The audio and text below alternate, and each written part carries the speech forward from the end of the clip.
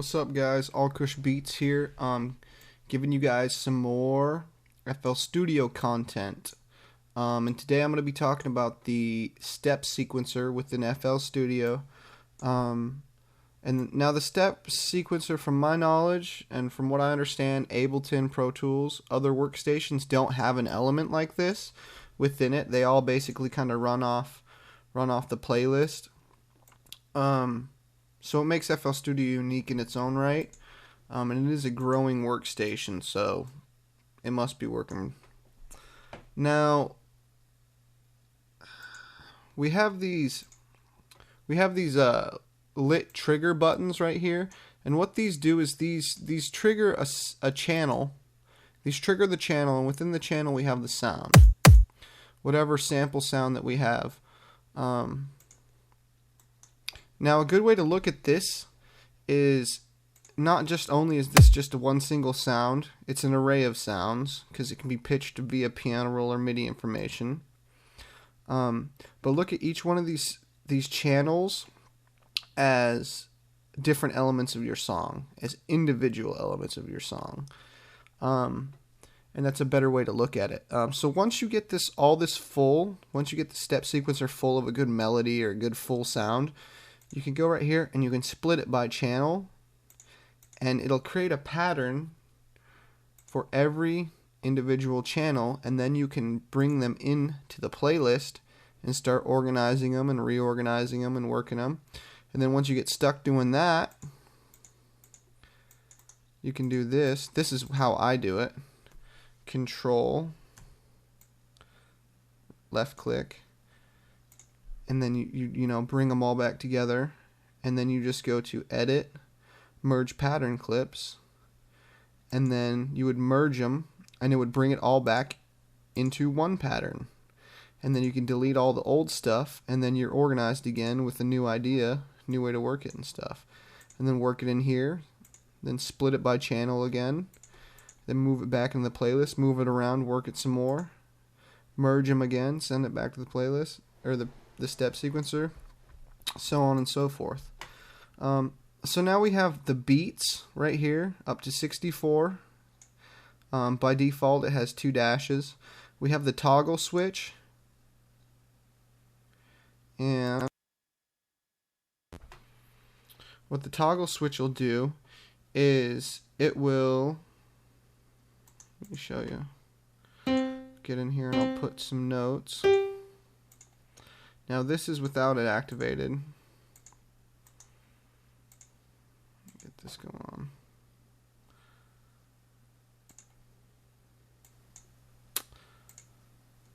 Oops. Put it on pattern mode. So see how it didn't play on the second half? Well, with this toggle switch, repeat toggle switch on, it loops it for the second half, so it continues to play. Then we got the play button. Then we have the pattern menu: first empty, find next empty, rename, color. That's good for staying organized. But most importantly, notice the hotkeys right here. It shows you what the hotkeys are. Those will come very handy. You can move more fluently through the different elements of FL Studio, work faster. You know, because you can hear a cool idea in your head, but it only lasts in your head for so long before you forget what it was. So the faster you can get it down, the more of it you get down and saved.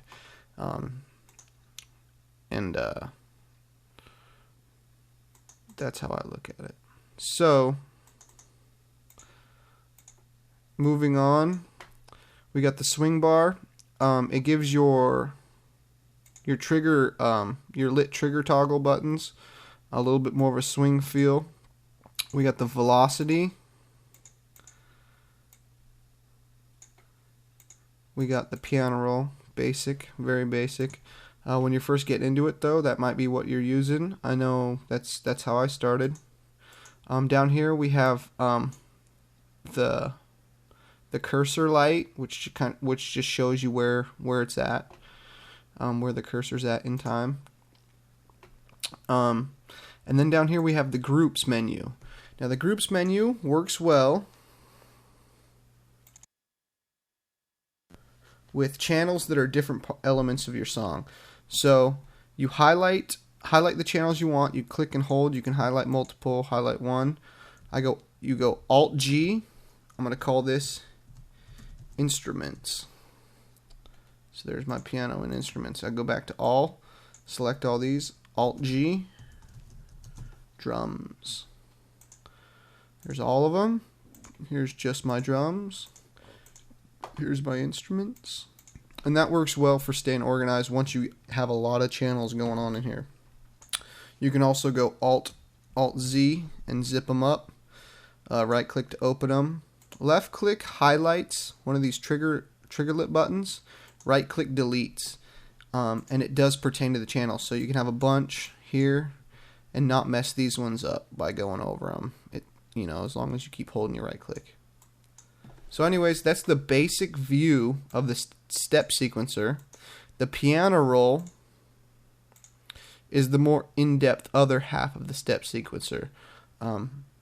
That's the best part. So hope that helps, guys. This is AllKushBeats signing off for you, bringing you more content in the future. Keep watching.